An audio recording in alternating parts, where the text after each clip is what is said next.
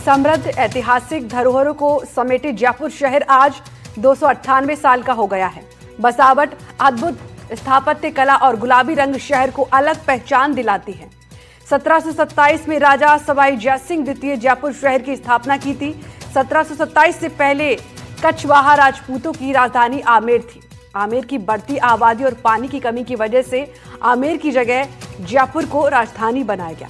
जयपुर शहर पूरी तरह से वास्तुशास्त्र के सिद्धांतों के आधार पर बनाया गया था। जयपुर अपनी स्थापत्य कला, शिल्प कला और सुनियोजित नगर संरक्षण के लिए दुनिया भर में प्रसिद्ध है। देखिए।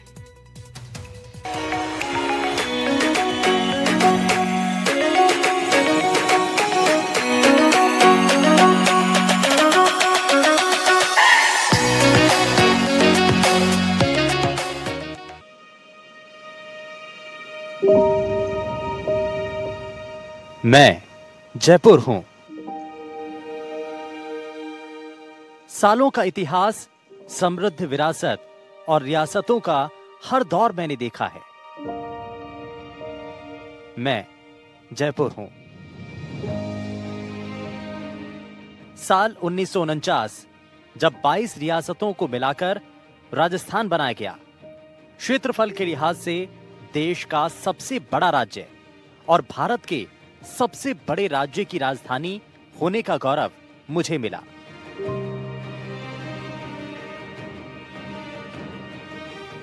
मैं यानी जयपुर, राजस्थान का सबसे बड़ा शहर। मुझे आप पिंक सिटी या फिर गुलाबी नगरी के नाम से भी जानते हैं।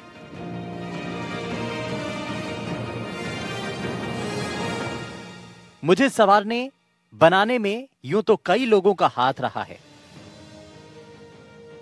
लेकिन सबसे पहले स्टैनली रीड ने मेरा नाम पिंक सिटी रखा। जयपुर की स्थापना आमेर के राजा सवाई जयसिंह द्वितीय ने की थी। यूनेस्को द्वारा जुलाई 2019 में जयपुर को वर्ल्ड हेरिटेज सिटी का दर्जा दिया गया। मेरी सिर्फ यही पहचान नहीं है, बल्कि पहचानने वाले तो मुझे मेरे समृद्ध भवन निर्माण, परंपरा, सरस संस्कृति और ऐतिहासिक महत्व के लिए भी पहचानते हैं। मेरे 3 ओर अरावली पर्वतमाला है। मेरी एक पहचान और भी है। जयपुर को आप यहां के महलों और पुराने घरों में लगे गुलाबी धौलपुरी पत्थरों से पहचानते होंगे, और यहां की स्थापत्य की खूबी तो पूरी दुनिया में ही मशहूर है। मैंने तो वो दौर भी देखा है जब तत्कालीन ब्रिटिश जमींदार सवाई राम सिंह ने इंग्लैंड की महारानी एलिजाबेथ, प्रिंस ऑफ वेल्स युवराज अल्बर्ट के स्वागत में पूरे शहर को गुलाबी रंग से सजा दिया था, और तभी से मेरा एक नाम गुलाबी नगरी भी पड़ा। और मुगल सामंत जयसिंह के नाम पर ही इस शहर का नाम जयपुर पड़ा।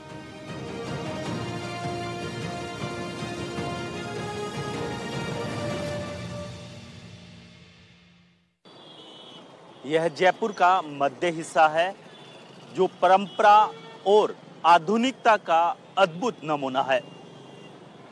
इस शहर की एक तरफ हवा महल और सिटी पैलेस जैसी ऐतिहासिक स्थल है, तो दूसरी ओर मॉल्स और स्मार्ट सिटी जैसी आधुनिक सुख सुविधाओं से भरपूर ये शहर अपनी अलग पहचान बनाता हुआ दिखाई दे रहा है।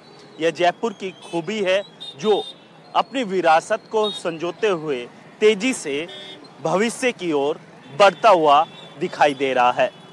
देखिए, जयपुर को सवाई जयसिंह अच्छे ज्योतिषी थे, तो उन्होंने ज्योतिष के हिसाब से इसकी स्थापना की। उत्तर दिशा में ब्रह्मपुरी, जहाँ विद्वानों को, सम्राट जी को उनको बसाया, और जगह जगह जो ही बाजार है उसमें जोड़ियों को और व्यापारियों को बसाया। और बीच में जो त्रिपोलिया गेट है, वहाँ तारकेश्वर जी का मंदिर और राधा दामोदर जी का मंदिर और चांदनी चौक और यंत्रालय, यंत्र मंत्र जो है, महाराजा जयसिंह जी ने 5 स्थानों में यंत्रालय की स्थापना की थी। दिल्ली, मथुरा, बनारस, उज्जैन और जयपुर। उनमें जयपुर का यंत्रालय सबसे अच्छा है। और उज्जैन में क्षिप्रा के किनारे यंत्रालय है, वहाँ 5 यंत्र ही हैं। और दिल्ली में तो पार्लियामेंट स्टेशन के पास में जयसिंहपुरा गाँव में है, वहाँ केवल एक मिश्र यंत्र ही है। और बनारस का यंत्र तो है ही नहीं अब। और इस प्रकार से उन्होंने जैसे अलग जो बनाई चौकड़ियाँ बनाई, तो एक चौकड़ी में जैसे तोपखाना चौकड़ी है, उसमें अग्निकोण में बारूद के लिए ये बनाई। और सब जगह बीच में अपने डोडी के पास, डोडी के अंदर श्री गोविंद देव जी की स्थापना की। इस प्रकार सब प्रकार से जयपुर को सुरक्षित रखने के लिए देवताओं की भी स्थापना की। और वास्तु के हिसाब से और ज्योतिष के हिसाब से, जैसे पूर्व पश्चिम जहाँ सूर्योदय होता है पहाड़ पर, वहाँ सूर्य जी का मंदिर बनाया और उसे पश्चिम देखा। ऐसे ही ये दक्षिण उत्तर में याम उत्तर रेखा और 3 चौपड़ बनाई। इस प्रकार बहुत सुंदर नगर बसाया। इसकी स्थापना को देखने के लिए जगह जगह से लोग आते हैं। और ये बहुत, इसको भारत का पेरिस कहते हैं। अब इसके अलावा जयपुर की जो स्थापना थी वो तो विधिवत हुई। बाहर कॉलोनी में लोगों ने जगह जगह काट करके उसका वो स्वरूप नहीं रखा। अब भी त्रिपोलिया, ये जयपुर का मध्य है। हाँ, त्रिपोलिया गेट। और ये सांगा नदी गेट जो है वो शिव का नाम है शिवपोल। शिवपोल में से मांगलिक कार्य होते हैं। अगर जैसे शादी ब्याह होती है तो सांगा नदी गेट से निकल करके और त्रिपोलिया में होकर के वो डोडी में जाते थे। इस प्रकार जो है इसको वास्तु के हिसाब से और सुविधा के हिसाब से बसाया। विद्वानों का ब्रह्मपुरी, व्यापारियों को जोनी बाजार, और जो साधारण आदमी के लिए अलग अलग चौकड़ियाँ बनाई। चौकड़ी मोदी खाना व्यापारियों के लिए, चौकड़ी हवाली शहर गढ़वी, अलग अलग 9 चौकड़ियाँ हैं। 9 खंड है। जैसे देश में 9 खंड हैं, ऐसे जयपुर में 9 चौकड़ियाँ हैं। नया जयपुर जो है भारत का बहुत प्रसिद्ध नगर बनेगा। और ये इसकी स्थापना विधिवत हुई है। और उसका संस्थापक विद्याधर पंडित जी भी थे और उन्होंने विद्यालय का रास्ता भी बनाया। तो जयपुर के तो ये तो विश्व प्रसिद्ध नगर है। सारे संसार में इसका नाम है, धरोहर है। इसका यंत्रालय तो ऐसा कहीं है ही नहीं। अभी फ्रांस के राष्ट्रपति आए थे ना, तब मोदी जी ने उनको दिखाया था। देखो तो साधारण परिचय आया था। इसमें यंत्रालय के अंदर अच्छे अच्छे ग्रहों का नक्षत्रों का भेद होता है, उनकी गति, उनकी स्थिति, उनका मान, उनका आपका संबंध, ये सब यंत्रालय से मालूम पड़ता है। तो ये जयपुर तो आधुनिक और प्राचीन काल दोनों में ही उपादेय है। इसको देख करके अनेक शहर बसाए गए हैं। जयपुर भारत के टूरिस्ट सर्किट गोल्डन ट्रायंगल का भी हिस्सा है। इस गोल्डन ट्रायंगल में दिल्ली, आगरा और जयपुर आते हैं। शहर चारों ओर से दीवारों और परकोटे से घिरा हुआ है, जिसमें प्रवेश के लिए 7 दरवाजे हैं। बाद में एक और दरवाजा भी बनाया गया जो न्यू गेट कहलाया। प्रासाद भाग में हवा महल परिसर, व्यवस्थित उद्यान और एक छोटी झील है। पुराने शहर के उत्तर पश्चिमी ओर पहाड़ी पर नाहरगढ़ दुर्ग शहर के मुकुट के समान दिखता है। इसके अलावा यहाँ मध्य भाग में ही सवाई जयसिंह द्वारा बनाई गई वैधशाला, जंतर मंतर जयपुर में है। एकदम बदल गया है। पुराने जयपुर को देखने वाले देख करके पहचान नहीं पाएंगे, इतनी तेजी से बदला है। लेकिन जयपुर सुनियोजित शहरों में से एक सुनियोजित शहर है। इस दृष्टि से जयपुर इतिहास में अद्भुत है। जयपुर के बसाने वाले जो सवाई जयसिंह थे, जिनके नाम से जयपुर बसा है, उनको उनके बारे में बहुत कम जानकारी है। सबसे बड़ी बात यही कि वो सवाई जयसिंह अद्भुत प्रतिभा के धनी थे। उन्होंने जयपुर जब बसाया तो 3 काम किए। सबसे बड़ा काम तो ये किया कि जयपुर बसाने के समय अश्वमेध यज्ञ करना चाहा उन्होंने। अश्वमेध यज्ञ केवल चक्रवर्ती राजा ही करता है, जो सारे देश पर राज्य करता है वही अश्वमेध कर सकता है। सवाई जयसिंह सारे देश पर राज्य नहीं कर रहे थे, फिर भी उन्होंने अश्वमेध यज्ञ करने का विचार किया। अश्वमेध यज्ञ करना हो तो उसमें कई विद्वानों को बुलाना पड़ता है सारे देश से। तो उन्होंने बहुत बड़ा काम किया कि देश भर के विद्वानों को, दक्षिण भारत के, गुजरात, महाराष्ट्र, सबके विद्वानों को बुलाया और उनको बुला करके और एक बस्ती में बसाया। उस बस्ती का नाम है ब्रह्मपुरी, जो आज ब्रह्मपुरी जयपुर है। वो तो नहीं बदला है, लेकिन और कई चीज़ें बदल चुकी हैं उस वक्त की। लेकिन ब्रह्मपुरी में ला करके विद्वानों को बसाया और 1727 में इन्होंने बसाना शुरू किया जयपुर का। 1734 में अश्वमेध यज्ञ किया। वो बहुत बड़ा काम होता है, उसमें एक घोड़ा छोड़ा जाता है, जो घोड़ा जाता है आसपास के राजाओं पर विजय प्राप्त करके आता है। तो इस प्रकार का अश्वमेध यज्ञ उन्होंने 1734 में किया, जयपुर बसने के कुछ वर्षों बाद।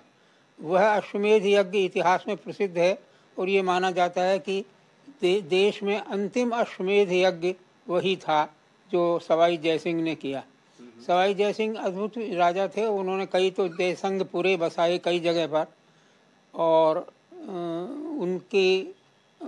उनका नाम इस दृष्टि से भी महत्वपूर्ण है कि उन्होंने जयपुर बसाने के साथ साथ अन्य राजाओं से भी संबंध स्थापित किए। अन्य राजपूत वहाँ की लड़कियों को उन्होंने विवाह करके भी लेकर के आए, और पूरा जो उनका निवास था उसमें भी अन्य राज परिवारों की पत्नियां थीं। तो सवाई जयसिंह ने एक तो अश्वमेध यज्ञ किया, ब्रह्मपुरी बसाई, वो बहुत बड़ा काम था। लेकिन आज के जयपुर की अगर मैं बात करूं और उस पुराने जयपुर की बात करूं, तो दोनों में क्या आपने अंतर देखा? दोनों में सबसे बड़ा अंतर यह है कि पहले तो उन्होंने जो जयपुर बसाया था वह 9 चौकड़ियों का था, जिसमें 3 चौपड़, छोटी चौपड़, बड़ी चौपड़ और रामगंज चौपड़, 3 बड़ी प्रसिद्ध चौपड़ें थी। तो वो बसाया तो वो केवल शहर तक सीमित था। अब सबसे बड़ा काम ये हुआ है कि उसका बसावट बहुत आगे बढ़ी है, और अब चूँकि इन दिनों में तो अंग्रेज़ी हावी हो गई है, इसलिए जयपुर का जो नगर निगम है वो 2 नाम हो गए उसके, जयपुर ग्रेटर और हेरिटेज। ये अंग्रेज़ी नाम, उनको हिंदी नाम सूझे ही नहीं तो अंग्रेज़ी नाम लेकर आए। तो ग्रेटर में हेरिटेज के बाहर का जयपुर जो सवाई जयसिंह ने बसाया जयपुर, वो तो जयपुर हेरिटेज में शामिल हो गया। और बाद में सबसे बड़ा काम किया यहाँ पर जो ग्रेटर को सर मिर्ज़ा इस्माइल ने काम किया, वो बहुत ज़्यादा उन्होंने जयपुर के बाहर के हिस्से को भी स्थापित कर लिया। इसलिए जयपुर के बाहर यानी ग्रेटर जो हेरिटेज जयपुर जो चारों ओर की परकोटे के अंदर का जो शहर है, उसकी बजाय परकोटे के बाहर का शहर काफ़ी बड़ा बढ़ गया। बाहर का शहर पहले भी बड़ा था, जैसे आमेर था, पूरा आमेर के रास्ते में बस्तियां नहीं थी, लेकिन अब वो बस गई हैं। तो सबसे बड़ा ये है कि जयपुर का विकास निरंतर होता गया। इसलिए जयपुर, पुराना जयपुर तो परकोटे में है और बाहर का जयपुर परकोटे के बाहर है, वो बस गया है। तो काफ़ी चीज़ें जयपुर के बाहर होने लग गई। तो सबसे बड़ी बात ये हुई कि जयपुर का जो विस्तार हुआ वह इन 297 वर्षों में देखने लायक है। मैं भारत का पहला सुनियोजित शहर हूं जिसे वास्तुशास्त्र और खगोल शास्त्र को ध्यान में रखकर बनाया गया था। मेरे अंदर कला और संस्कृति का एक खजाना छुपा है जिसे सदियों से संभाल कर रखा गया। यहाँ की हर गली बाजार ऐसा लगता है मानो त्योहार से गुलजार हो, और त्योहारों पर तो क्या ही कहना। 297 सालों से भारत के इस कीमती खजाने को मैंने संजो कर रखा है। खगोल विद्या के लिए जयपुर नामी था। जहाँ वो ये काम भी सवाई जयसिंह ने किया, जंतर मंतर बना करके। जंतर मंतर क्या है वो भी बहुत कम लोग जानते हैं, वो मैं बताना चाहता हूँ, जो आपने बहुत अच्छा प्रश्न किया। उन्होंने ये कि ग्रहों को किस प्रकार देखा जाए, इसके लिए किस प्रकार मशीन लगाई जाए और किस प्रकार के भवन बनाए जाएं जिससे ग्रहों की गति को देखा जा सकता है, उसको उन्होंने यंत्रों के द्वारा ग्रहों को देखना चाहा। तो उन्होंने बनाया यंत्र मंदिर। यंत्र मंदिर बनाया, वो कई जगह बनाया, जयपुर में बनाया, उज्जैन में बनाया, दिल्ली में बनाया, मथुरा में बनाया। तो इस समय सबसे ज़्यादा मथुरा का अज्ञात है, उज्जैन का अज्ञात है, लेकिन इस समय सबसे ज़्यादा प्रसिद्ध जंतर मंतर है वो जयपुर का है। और दिल्ली में तो नाम ही जंतर मंतर नाम प्रसिद्ध हो गया उसका उस समय। तो वहाँ ये जंतर मंतर शब्द क्या है, ये यंत्र मंदिर का अपभ्रंश है। ये बहुत कम लोग जानते हैं, ये आपने अच्छा किया, ये जानकारी प्रसारित करना ज़रूरी है कि यंत्र मंदिर माने यंत्र गृह, यंत्रशाला को यंत्र मंदिर कहा, वो जंतर मंतर हो गया, यंत्र मंदिर बन करके जंतर मंतर हो गया। तो वो बहुत बड़ा काम जो किया वो ये है कि ग्रहों को देखने की विद्या वो भी जयपुर की देन है। इसी प्रकार जयसिंहपुरे अनेक स्थानों पर, जो यहाँ तक कि राष्ट्रपति भवन जो इस समय दिल्ली में है, जो वाइसरीगल लॉज था, वह भी जयपुर की ज़मीन पर बनाया हुआ है। ताजमहल जो बना है वो जयपुर की ज़मीन पर, यानी जयपुर राजघराने के अंदर जो ज़मीन थी वो उस समय वहाँ पर एक गांव था, वो उन्होंने दिया और उसमें से बनाया। बहुत बड़ा काम हुआ। देश भर में जयसिंहपुरे कई बसाए गए, वह काम भी जयपुर के राजाओं ने किया। तो इस दृष्टि से जयपुर की महिमा जितनी होनी चाहिए वह अभी तक अज्ञात ही है। जयपुर में तीज की सवारी निकलती थी, तो मेरी सासू माँ हम सब लोगों को लेकर के और उस सवारी को देखने के लिए जो छोटी चौपड़ होती थी वहाँ छज्जों पर बैठती थी, और इतनी भीड़ होती थी, भयंकर भीड़ होती थी। वही शाही लवाजमा निकलता था, उसी तरह से लोग सब हंसते नाचते गाते कूदते आते थे।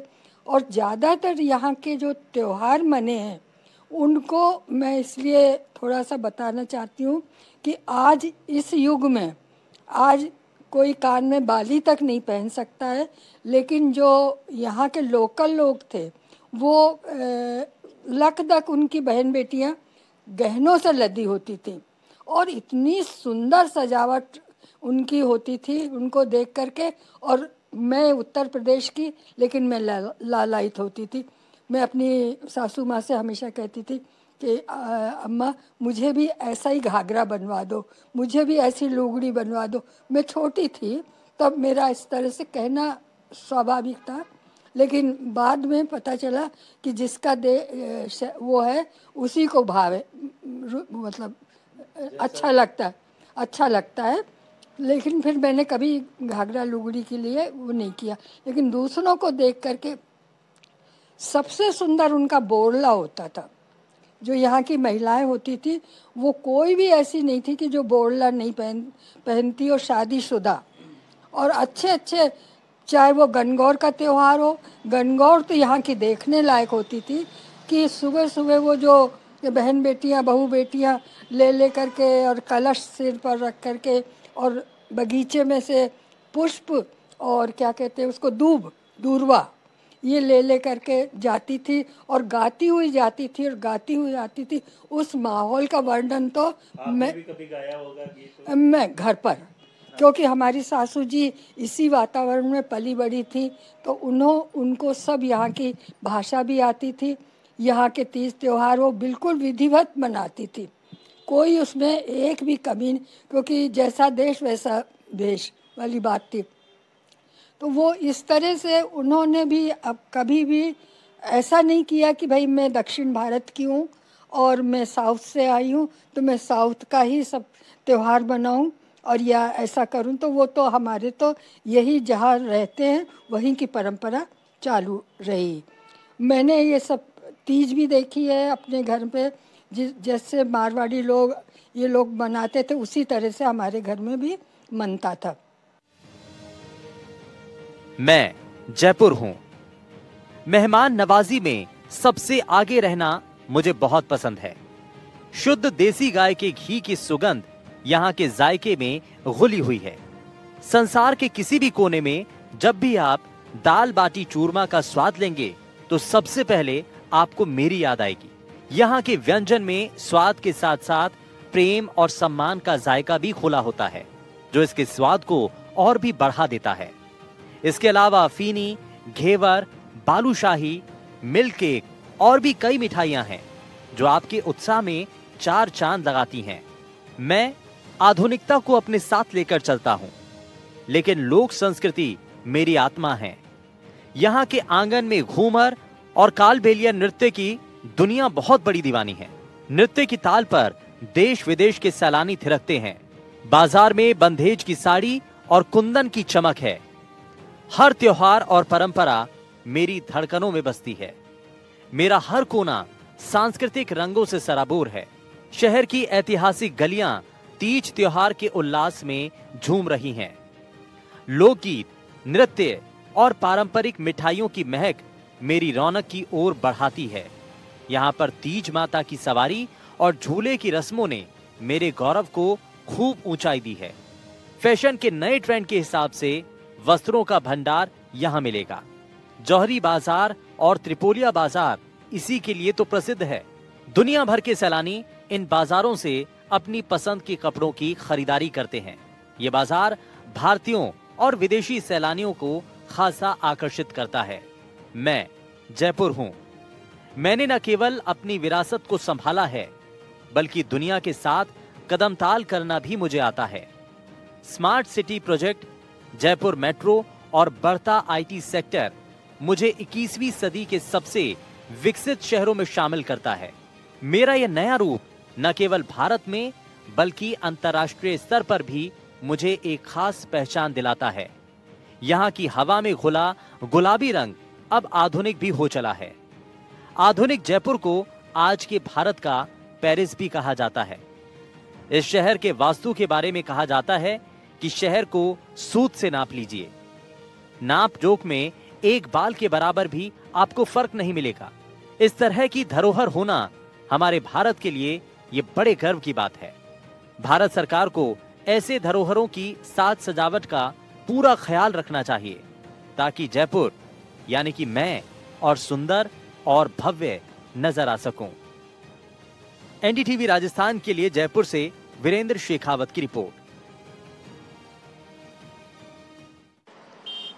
1727 में स्थापित हुए जयपुर में चौकड़ी, चौपड़ और गलियारों से होते हुए आधुनिकता की ओर जयपुर बढ़ता हुआ दिखाई दे रहा है। लेकिन इस आधुनिक जयपुर में कई चुनौतियां भी है, जिसके अंदर मुख्यतः ट्रैफिक और बढ़ती आबादी और चौड़ी सड़कें, प्रदूषण जैसी मुख्य समस्याएं हैं। इसके अलावा जयपुर ने आधुनिकता के साथ साथ मेट्रो, आईटी हब जैसे कई ऐसे जो कीर्तिमान है वो भी स्थापित किए हैं। जयपुर से कैमरामैन जसराज के साथ वीरेंद्र सिंह शेखावत, एनडीटीवी।